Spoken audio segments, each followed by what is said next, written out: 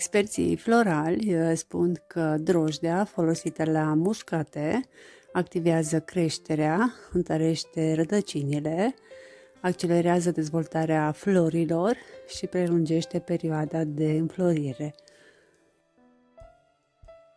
Drojdea conține o mulțime de proteine, minerale și aminoacizi.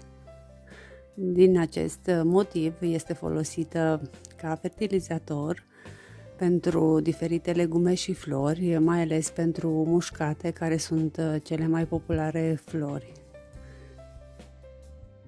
În plus, drojdea ajută mușcatele să crească chiar și atunci când nu au multă lumină, activează bacteriile benefice din pământ care saturează solul cu azot și îmbunătățește compoziția chimică a solului. Pentru a prepara acest îngrășământ avem nevoie de 1 litru de apă, de preferat să fie apă de ploaie sau apă plată sau filtrată.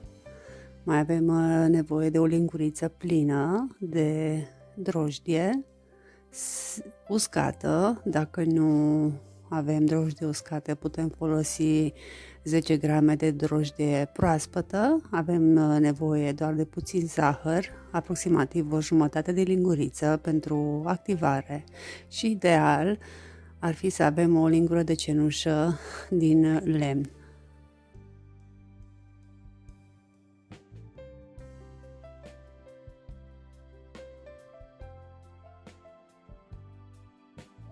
Se amestecă toate ingredientele și se lasă undeva 24 de ore la un loc ferit de razele soarelui, dar totodată călduros.